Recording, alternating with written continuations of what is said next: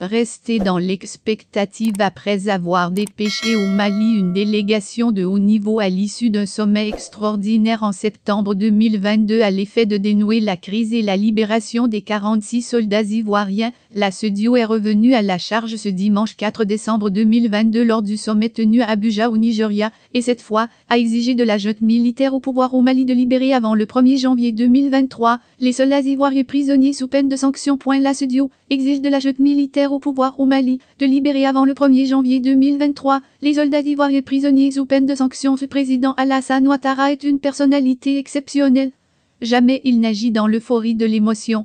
Il analyse, étudie les situations, recherche des solutions alternatives idoines à toute situation absconse et complexe. Ce caractère flegmatique, placide fait de lui l'un des présidents les plus respectés et écoutés du continent voire du monde. En effet, bien que la junte militaire continue de le défier et cherche à l'humilier en retenant en détention contre vent et marée, les 46 soldats ivoiriens envoyés au Mali dans le cadre de la MINUSMA, et malgré la recherche en vain de solutions diplomatiques, avec l'appui de l'organisation sous-régionale, SEDIO, l'organisation continentale, UA, et internationale, ONU, il est resté serein et d'une responsabilité édifiante à continuer de négocier leur libération dans le respect des engagements et accords internationaux. Sinon, nul n'ignore que la Côte d'Ivoire est le poumon de la micro- et macroéconomie du Mali eu égard aux relations bilatérales socio-économiques, notamment dans le domaine énergétique,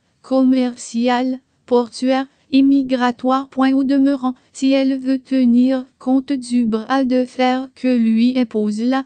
junte malienne, elle a le pouvoir d'infliger une inflation économique au Mali qui risque d'être dommageable au peuple malien, qui est pris en otage par cette junte militaire. Les sanctions pleuvront inéluctablement sur le Mali après avoir utilisé et usé de tous les recours possibles pour la libération de ses soldats. L'État de Côte d'Ivoire continue de croire une fois de plus en la diplomatie de la SEDIO dans la recherche des solutions idoines en lieu et place des sanctions qui conviennent en pareille circonstance à un membre de l'organisation contrevenant aux principes réglementaires et statutaires de la dite organisation. Cependant, la subjectivité et l'entêtement de la junte militaire à vouloir pérenniser la crise risque d'engendrer l'application de sanctions regrettables. Resté dans l'expectative après avoir dépêché au Mali une délégation de haut niveau à l'issue d'un sommet extraordinaire en septembre 2022 à l'effet de dénouer la crise et la libération des 46 soldats ivoiriens, la SEDIO est revenue à la charge ce dimanche 4 décembre 2022 lors du sommet tenu à Abuja au Nigeria, et cette fois, a exigé de la junte militaire au pouvoir au Mali de libérer avant le 1er janvier 2023 les soldats ivoiriens prisonniers sous peine de sanctions. À l'échéance de cet ultimatum de l'organisation sous-régionale, les sanctions pleuvront inévitablement sur le Mali.